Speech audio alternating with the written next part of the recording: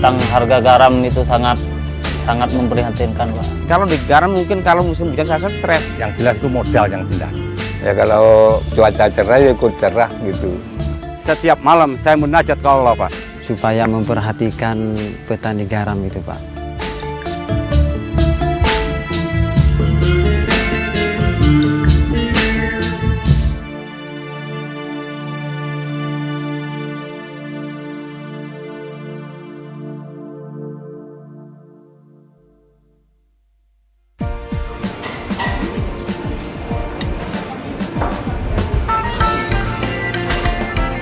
Enak, tapi ada yang kurang. Garam. Bayangkan apa jadinya hidup kita tanpa garam. Hidangan yang kita santap itu akan terasa hambar.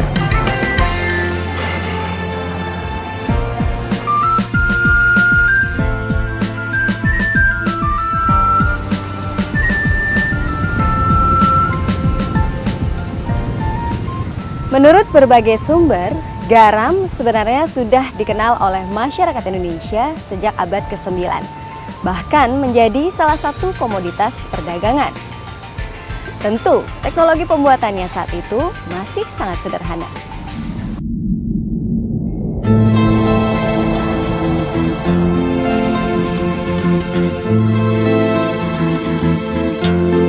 Pembuatan garam secara modern di Indonesia baru dimulai pada abad ke-19.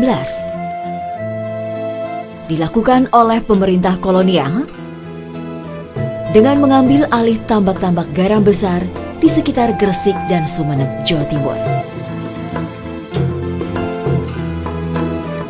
Dengan sejarah pembuatan garam yang panjang, maka Indonesia seharusnya menjadi salah satu negara penghasil garam terkemuka di dunia. Apalagi Indonesia memiliki garis pantai sepanjang 81.000 km, terpanjang kedua di dunia setelah Kanada. Faktanya, Indonesia harus mendatangkan garam impor untuk memenuhi kebutuhan garam dalam negeri, khususnya garam industri. Salah satu penyebabnya adalah tradisi pergaraman Indonesia yang belum banyak tersentuh oleh inovasi. Sebagian besar metode produksinya masih tradisional. Sementara teknik produksinya masih sangat bergantung pada cuaca.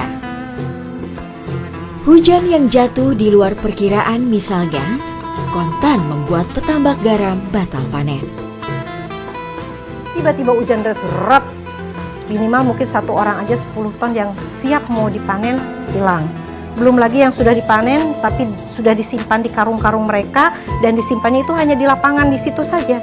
Itu pun ikut hancur. Kalau di garam mungkin kalau musim hujan saya stres, tapi nggak tiap tahun kan, mungkin 5 tahun sekali atau 12 tahun sekali. Termasuk gagal panen kalau air lahannya pasangnya kurang memenuhi syarat. Ketika musim hujan tiba, badai datang, maka ketika pasang air laut bersamaan dengan turunnya banjir, maka sudah pasti pematang induknya pasti akan ambruk. Garam itu, Pak, kalau mau hampir-hampir jadi itu, Pak, kena hujan. Proses lagi itu. Ya kalau cuaca cerah ya ikut cerah gitu. Kalau cuaca mendung ya agak gelisah, ingin panas terus.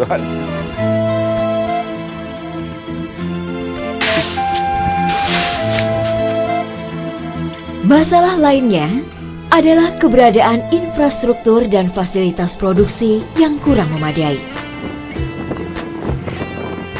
Terbatasnya akses jalan produksi menyulitkan pengangkutan dari lokasi tambak ataupun gudang sementara ke tempat pengepulan.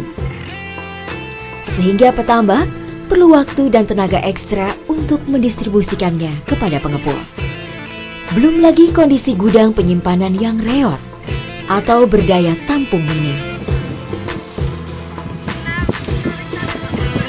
Resiko tersapu hujan atau mutu menurun adalah hal yang harus ditanggung petambak.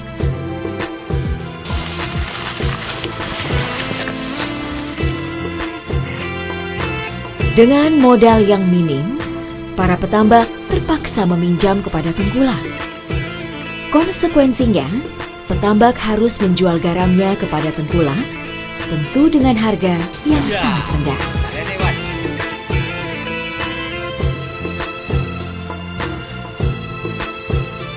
Soal harga memang membuat banyak petambak garam menjerit. Namun apa daya, mereka sama sekali tidak punya kendali terhadap tata niaga garam.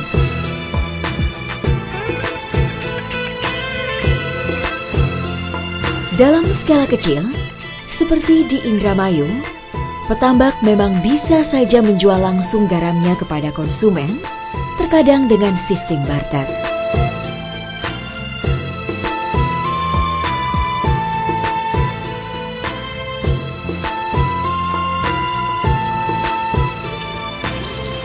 Di tempat lain, seperti di Kupang, petambak cukup menjualnya kepada para perebus garam yang setelah selesai melakukan perebusan, kemudian menjajakannya kepada masyarakat.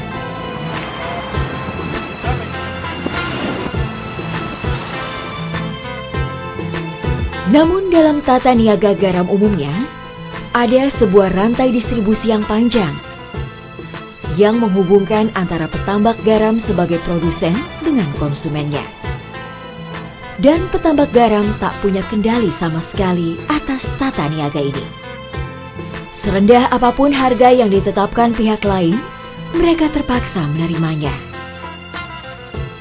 Repotnya lagi, kebanyakan garam produksi dalam negeri hanya mampu memenuhi kriteria sebagai garam konsumsi, yang kadar natrium klorida atau NaCl-nya minimal 94,7%.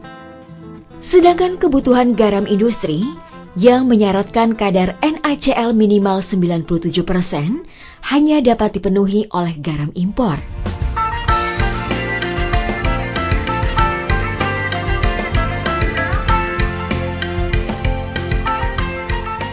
Keberadaan garam impor inilah yang kemudian menimbulkan masalah baru. Memang salah satu yang dilaporkan secara resmi oleh teman-teman di lapangan, importasi garam industri itu merembes ke kebutuhan konsumsi. Akibatnya menekan harga garam petani kita. Sampai saat ini itu permasalahan utama yang dihadapi oleh petambak garam yaitu masalah harga, Pak. Jadi selain sarana prasarana, infrastruktur dan sebagainya, yang menjadi problem utama adalah tata niaga dalam hal ini harga garam.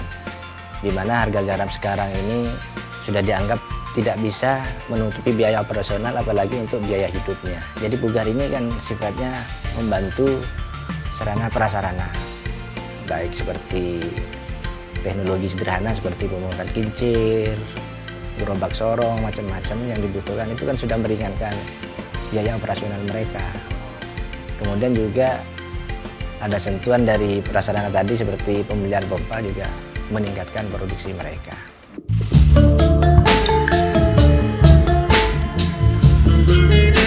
Dari tinjauan langsung ke beberapa lokasi tambak garam di Jawa, Madura, dan Nusa Tenggara Timur, keluhan soal harga garam yang rendah inilah yang paling banyak dikeluhkan petambak. Masalah terbesar adalah kalau sekarang ini ya mereka itu yang diharapkan adalah harga yang stabil ataupun sesuai dengan ketentuan pemerintah. Garam dengan kualitas 1 itu seharga 750, kualitas 2 harga 550. Tetapi pada kenyataannya akhirnya mendapatkan harga yang kurang layak lah. Tentang harga garam itu sangat memprihatinkan, Pak. Soalnya tidak sesuai dengan apa yang diharapkan petani. Pesan dan harapan saya itu, Pak, supaya memperhatikan petani garam itu, Pak, masalah harga dan bisa meningkatkan taraf hidup petani garam gitu, Pak.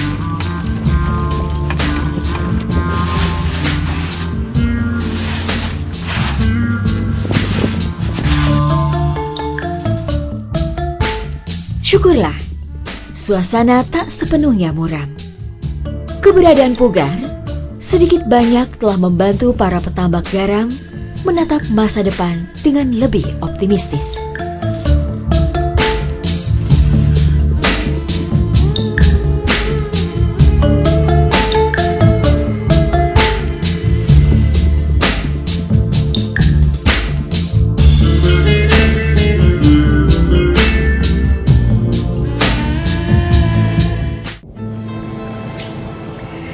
Sejak dulu, nenek moyang kita sudah akrab dengan garam. Buktinya, cukup banyak ungkapan lama yang menggunakan kata garam. Contohnya ungkapan yang berikut ini. Bagai sayur kurang garam, artinya kurang sempurna atau tidak lengkap. Mau tahu penerapannya dalam kalimat seperti apa? Mudah kok. Contohnya seperti ini. Bicara soal petambak garam, tanpa bicara soal pugar, itu bagai sayur kurang garam. Jelas kan?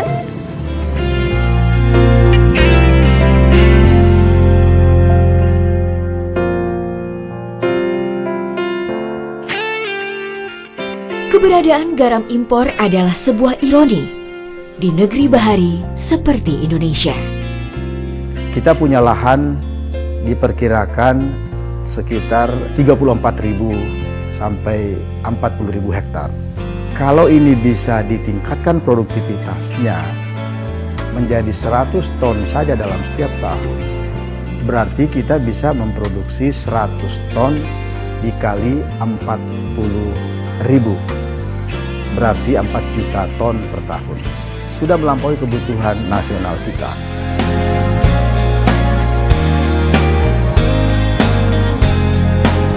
Pada tahun 2009 di ND, Wakil Presiden Budiono menyuarakan tentang perlunya Indonesia mencukupi semua kebutuhan garamnya secara mandiri tanpa impor. Kementerian Kelautan dan Perikanan kemudian menindaklanjutinya dengan pencanangan Swasembada Garam Nasional 2014. Guna merealisasikan target tersebut, digagaslah program bernama Pemberdayaan Usaha Garam Rakyat disingkat PUGAR. Sebagai bagian dari PNPM Mandiri bidang kelautan dan perikanan. Upaya pemberdayaan ini dilaksanakan dengan prinsip bottom up.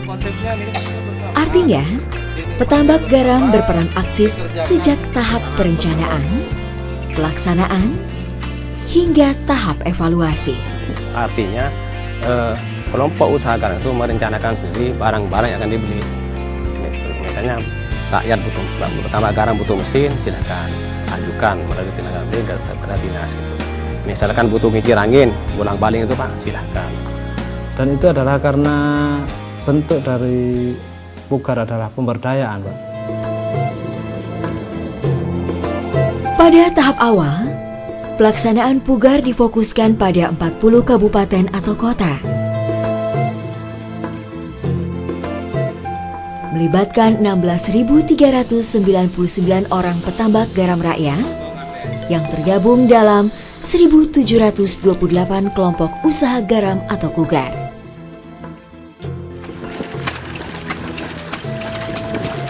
Melalui PUGAR, berbagai prasarana seperti jalan dibenahi. Sarana produksi seperti kincir angin dibangun atau diperbaiki. Juga dilakukan perbaikan saluran tambak dan tanggul.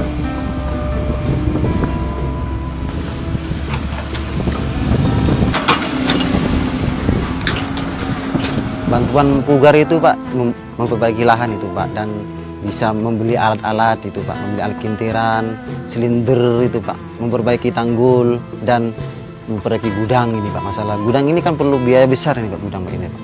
Dengan bantuan-bantuan berupa sarana seperti pompa, bantuan kincir itu sudah banyak membantu terhadap cara kerjanya petambak, sehingga mereka pemodalannya juga agak lebih ringan. Ada juga untuk alat-alat penghalus tanah, alat ini sudah banyak bantuan, alat pengangkutan juga bantuan sudah, alhamdulillah. Itu juga sudah selain memberi kemudahan kepada petambak, juga meringankan sisi modal dari petambak itu sendiri.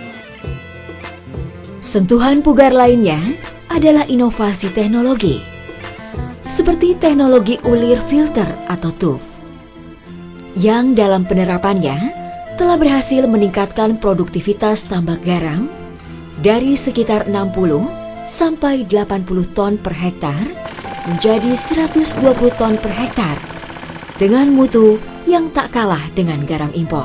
Kualitas dari TUF ini itu sudah bisa dibeli Rp1.000 per kilogram, itu sudah ada pasar khusus Sejak Pugar dimulai pada 2011, produksi garam Pugar hingga Desember 2012 telah mencapai 2.020.109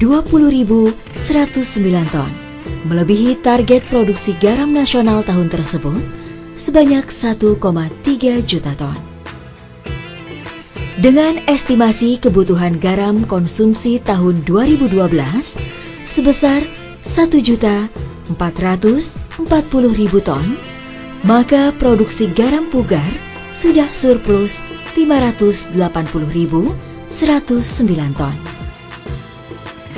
Jika ditambahkan dengan produksi garam rakyat non-Pugar, produksi PT Garam, serta sisa impor tahun 2012, maka terdapat surplus sebesar 1.583.616 ton. Itu artinya, Indonesia kembali berhasil memenuhi target swasembada garam konsumsi setelah puluhan tahun sebelumnya harus mengimpor. Sedangkan bagi petambak garam, Pugar telah memberi begitu banyak manfaat bagi kehidupan mereka.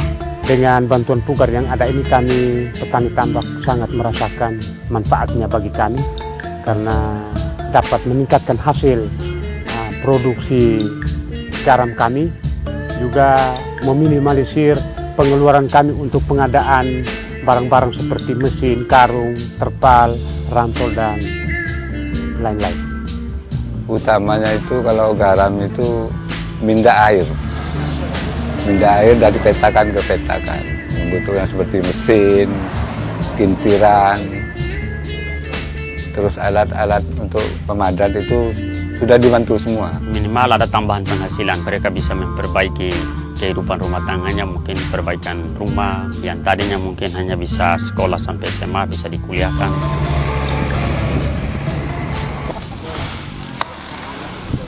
Target berikutnya sudah menanti di depan, swasembada garam industri.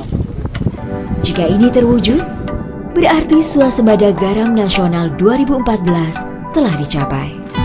Kalau stakeholder strategis ini bersatu dan sepakat bahwa Indonesia harus bukan hanya swasembada tetapi bahkan bisa ekspor kembali garam, ini bukan sesuatu yang mustahil. Kita punya pengalaman sejarah pernah ekspor garam, dan secara objektif kita memiliki tambak yang potensial dengan teknologi yang tidak terlalu rumit, itu bisa kita capai.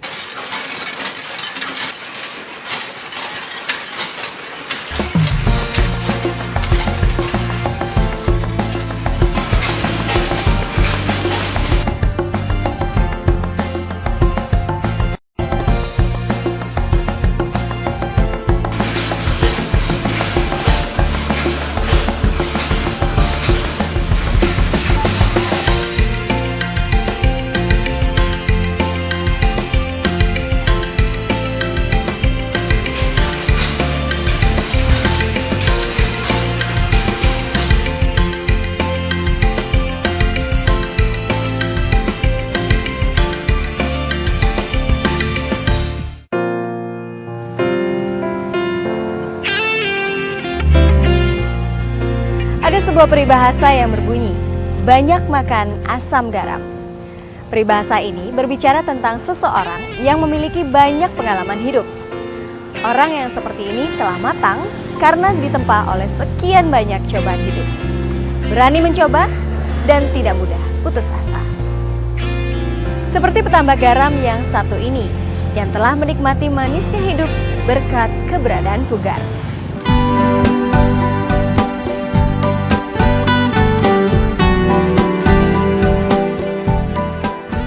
Berbicara tentang Pugar, rasanya belum lengkap bila tidak menyebut nama Sanusi, seorang petambak garam di Cirebon.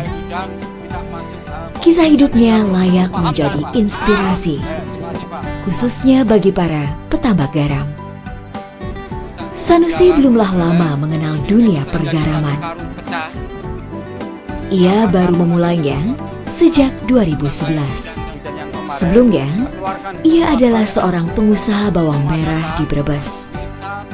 Tahun 2000, peruntungannya kandas dan usahanya itu bangkrut. Setelah itu, selama 7 tahun, Sanusi menjadi pengangguran. Tahun 2007, saya sudah merasakan bosan jadi seorang pengangguran. Nah, dari situlah Pak, karena pada saat itu saya posisi jadi ketua pengangguran, susah untuk berusaha, susah untuk memulai dagang, sehingga saya mencari alternatif. Setiap malam saya munajat ke Allah Pak.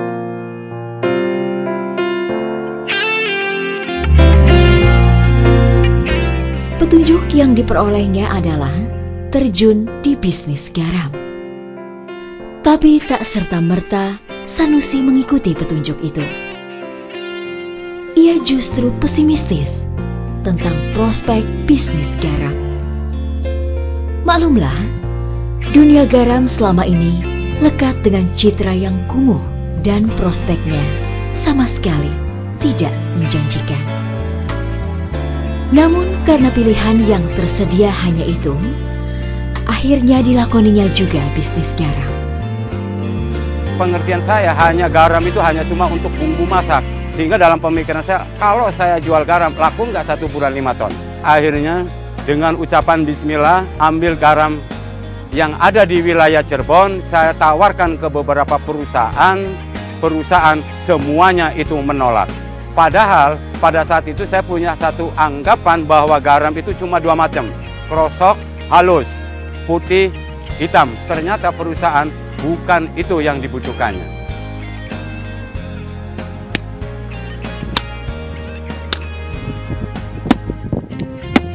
Dari pengalaman pertamanya berbisnis garam, wawasan Sanusi pun terbuka. Ia pun paham bahwa ada kriteria-kriteria tertentu untuk menilai mutu sebuah garam. Dari sanalah, Sanusi kemudian melakukan eksperimen. Saya mencoba bikin garam di atas plastik, bikin 4 petak 1 meter, 1 meter, 1 meter Pak. Saya ambil air dari laut, saya olah di sana, apa yang terjadi saya tak catat, saya tak titeni, sehingga itu ilmunya didapat dari ilmu titen. Garam hasil eksperimen itu kemudian ditawarkannya kepada sebuah perusahaan besar. Reaksinya di luar dugaan.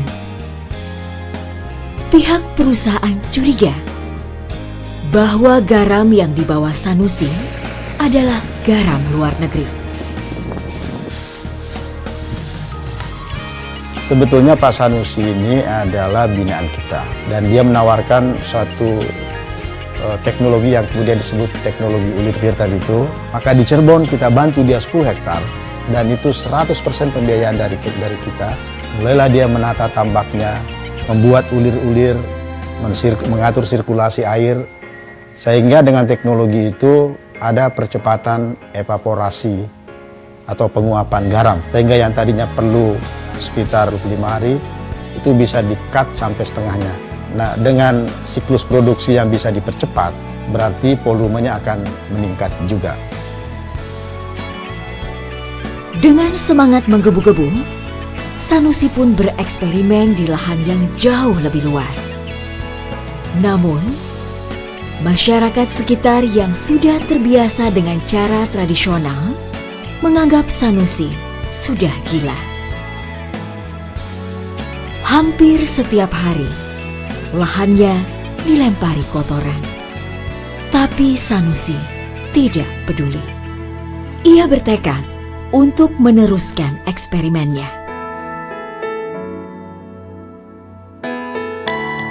Dan buahnya memang manis, baik dari segi produktivitas maupun kualitas. Dengan teknologi ulir filter atau TUF, setiap hektar lahan milik Sanusi menghasilkan tak kurang dari 120 ton garam dengan kualitas sangat baik. Dibandingkan dengan cara tradisional yang hanya menghasilkan 60 hingga 80 ton garam dengan kualitas pas-pasan. Kabar baik lainnya, Sanusi sama sekali tidak perlu kebingungan menjual garam produksinya dengan harga yang sangat tinggi. Industri datang sendiri membeli garam kita dengan harga tinggi. Kepercayaan oleh satu industri yang 1 bulan saya harus menyuplai 10.000 ton. Melihat kesuksesan tersebut, sikap masyarakat sekitar pun berubah 180 derajat. Mereka bergabung bersama Sanusi yang kemudian membentuk kelompok usaha garam yang dinamai Flowen Aras. Kelompok binaan kita itu semuanya itu orang minus, susah makan, itu rumahnya kumuh. 3 tahun kemudian rumah sudah berubah. Peningkatan ekonomi sudah kelihatan. Alhamdulillah dari tahun 2011 sampai tahun 2013, binaan saya dari 25 anggota yang pertama sudah membayar ONH. Tinggal nunggu keberangkatan. Oleh Kementerian Kelautan dan Perikanan, Sanusi kemudian diajak ke berbagai tempat untuk mengenalkan teknologi tersebut.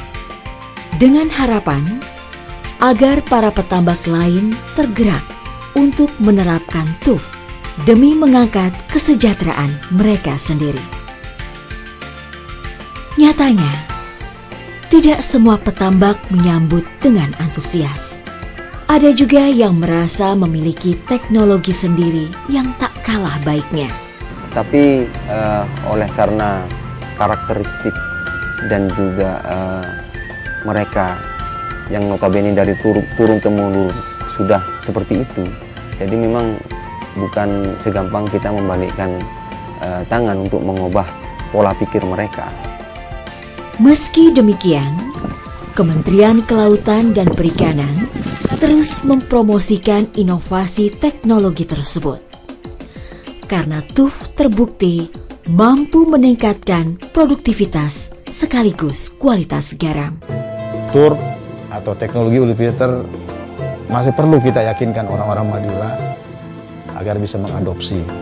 Maka kita coba dengan cara yang lain, tidak harus mengatasnamakan TUR, tapi sama dengan teknologi itu, kita intervensi di Madura. Mudah-mudahan pada akhirnya orang-orang Madura bisa menerima dengan baik teknologi ini sehingga bisa diterapkan di sana. Karena bagaimanapun juga lebih dari 40% produksi garam kita berasal dari Jawa Timur, khususnya dari Madura.